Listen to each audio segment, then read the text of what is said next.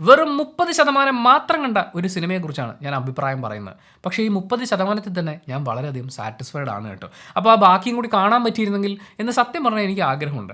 Wolf മാൻ എന്ന് പറയുന്ന cinema തിയേറ്ററിൽ റിലീസായിട്ടുണ്ട്. ആ സിനിമ തിയേറ്ററിൽ പോയി കണ്ടു. എറണാകുളത്ത് PVR ലുലു സ്ക്രീൻ 2-ൽ തൊട്ട് മുമ്പ് നമ്മളൊരു ഇംഗ്ലീഷ് സിനിമ കണ്ടപ്പോഴും അതേ സ്ക്രീനിൽ നിന്ന് കണ്ടിട്ടുണ്ടായിരുന്നു. വളരെ മോശം എക്സ്പീരിയൻസ് ആയിരുന്നു. തിയേറ്ററിനകത്ത് ടോർച്ചടിച്ച് നോക്കിയാൽ പോലും ഒന്നും കാണാൻ പറ്റാത്ത രീതിയിൽ മഹാമോശം പരിപാടിയാണ് അവർ ആ സ്ക്രീനിൽ കാണിച്ചുകൊണ്ടിരിക്കുന്നത്. ഞാൻ വിചാരിച്ചു ആ ഒരു സിനിമയായിരിക്കും ചിലപ്പോൾ. നേരത്തെ എൻ്റെ കഷ്ടകാലത്തിന് അതേ സ്ക്രീനിൽ തന്നെ ബുക്ക് ചെയ്ത് സിനിമ കാണേണ്ടി വന്നു. ഇവിടെയും സ്ഥിതി വ്യത്യസ്തമായിരുന്നില്ല.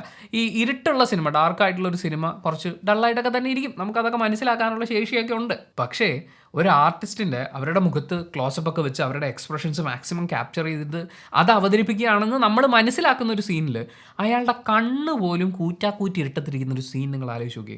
അതാണ് സ്ക്രീനിൽ കാണിച്ചു വെച്ചേക്കുന്നത്. മഹാമോശമാണ്. പൈസ കൊടുത്ത് സിനിമ കാണുന്ന പ്രേക്ഷകനോട് മാത്രമല്ല, ആ സിനിമ ഉണ്ടാക്കി വെച്ചിരിക്കുന്ന ക്രിയേറ്റേഴ്സിനോടും ആർട്ടിസ്റ്റുകളോടും ചെയ്യുന്ന വൃത്തികേടാണ് PVR ലുലു എറണാകുളം സ്ക്രീൻ 2-ൻ്റെ മാനേജർ ആരാണെങ്കിലും മഹാവൃത്തികേടാണ്. ഞാൻ സാധാരണ എന്തെങ്കിലും ഒരു അഭിപ്രായം ഉണ്ടെങ്കിൽ അഭിപ്രായം പറയുള്ളൂ. അതുമായി ബന്ധപ്പെട്ട് നിങ്ങളോടൊരു തീരുമാനമെടുക്കൂ എന്നൊന്നും ഞാൻ പറയാറില്ല. പക്ഷേ പറ്റുമെങ്കിൽ എറണാകുളത്ത് PVR ലുലു സ്ക്രീൻ 2 നിങ്ങൾ ഒഴിവാക്കിയേ പറ്റൂ. അത്രയും മോശം ഡിസ്പ്ലേ ആണ് അവർ കൊടുക്കുന്നത്. വേറെ ഏത് തിയേറ്ററിൽ പോയാലും, നമ്മളിപ്പോൾ കുഞ്ഞു തിയേറ്ററുകൾ മാത്രമായിട്ടുള്ള കുറേ സെറ്റപ്പുകൾ ഉണ്ടല്ലോ, അവിടെയൊക്കെ പോയാൽ പോലും നിങ്ങൾക്ക് ഇതിലും ബ്രൈറ്റ് ആയിട്ട് കാണാൻ പറ്റും. വികാരവും വെറുപ്പും മാറ്റി വെച്ചിട്ട് നമുക്ക് സിനിമയിലേക്ക് വരാം. ലേവ് ആനൽ സംവിധാനം ചെയ്തിട്ടുള്ള, അദ്ദേഹം തന്നെ സ്ക്രിപ്റ്റ് ചെയ്തിട്ടുള്ള ഒരു സിനിമയാണ്. അദ്ദേഹത്തിൻ്റെ മുൻ സിനിമകൾ എടുത്ത് നോക്കിയാൽ അറിയാം ഇയാൾ ആരായിരുന്നു എന്നുള്ളത്. അതിൻ്റെ എല്ലാ ഒരു ക്വാളിറ്റിയും നമുക്ക് ഈ സിനിമയിൽ കാണാൻ പറ്റുമെന്നുള്ളതാണ്. സംഭവം വളരെ ക്ലീഷേഡ് ആയിട്ടുള്ള, വളരെ പറഞ്ഞ് പഴകിയിട്ടുള്ള, വളരെ പ്രെഡിക്റ്റബിൾ ആയിട്ടുള്ള ഒരു കഥ തന്നെയാണ്. നമുക്ക് വലിയ പുതുമയൊന്നും ഫീൽ ചെയ്യില്ല.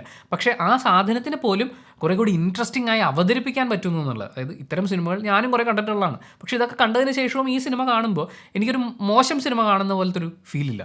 അടുത്തത് ഇതാണ്, എന്നാലും ഒന്ന് കണ്ടു നോക്കട്ടെ, മിണ്ടാതിരി എന്നൊക്കെ നമുക്ക് പറയാൻ തോന്നുന്ന പോലത്തെ അങ്ങനത്തെ ഒരു പടം. ബെഞ്ചമിൻ വാൾഫിഷിൻ്റെ മ്യൂസിക്കാണ്.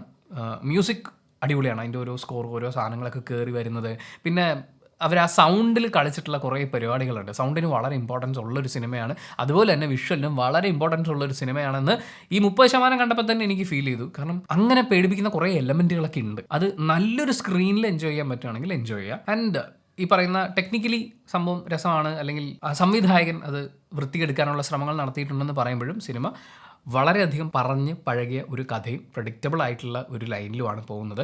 ഒരു 90% കഥയും ട്രെയിലറിലുണ്ട്, ബാക്കിയുള്ള 10% പ്രെഡിക്റ്റബിളും. എന്നാൽ അതേസമയം നമ്മുടെ നെഞ്ചിരിപ്പ് കൂട്ടുന്ന കുറച്ച് രംഗങ്ങൾ സിനിമയിലുണ്ട്. ഞാൻ മുമ്പ് ഒരു വീഡിയോയിൽ പറഞ്ഞതാണ്, ഞാൻ ഇങ്ങനത്തെ ഹൊറർ സിനിമകൾ കാണുന്ന ഒരു സുഹൃത്തിനോട് നീ എന്തിന് ഇതിങ്ങനെ കുത്തിയിരുന്ന് കണ്ടു പേടിക്കുന്നതെന്ന് ചോദിച്ചപ്പോൾ എന്നോട് പറഞ്ഞത് സിനിമയിൽ മിക്കവാറും ഏറ്റവും കൂടുതൽ എഫക്റ്റഡായി കാണിക്കുന്നത് കൊച്ചുകുട്ടികളായിരിക്കും. ഏറ്റവും അവസാനം ആ കൊച്ചു കുഞ്ഞ് രക്ഷപ്പെടുന്നത് കാണുമ്പോൾ, അതിനൊപ്പം ആരൊക്കെ ഉണ്ടാവും ബാക്കി എന്നുള്ളതൊന്നൊരു വിഷയമൊന്നുമല്ല, പക്ഷേ ആ കൊച്ചു കുഞ്ഞ് രക്ഷപ്പെടുന്നത് കാണുമ്പോൾ മനസ്സിലുണ്ടാകുന്നൊരു സന്തോഷമുണ്ട്. ഒരു ഇന്നർ ചൈൽഡിനെ സാറ്റിസ്ഫൈ ചെയ്യുന്ന ഒരു രംഗമായിട്ട് ചിലർക്ക് ഇതിനെ കാണാൻ പറ്റുന്നുണ്ടാവും. ചില ആളുകൾക്ക് ഈ പറയുന്ന വയലൻ്റ് എലമെൻറ്റുകൾ ചിലപ്പോൾ ഇഷ്ടമായിരിക്കാം. ഈ പറഞ്ഞ ഘടകങ്ങളിൽ ഏതെങ്കിലും ഒന്ന് നിങ്ങളെ സാറ്റിസ്ഫൈ ചെയ്യുമെങ്കിൽ തീർച്ചയായും നിങ്ങൾക്ക് തിയേറ്ററിൽ കണ്ട് നോക്കാം.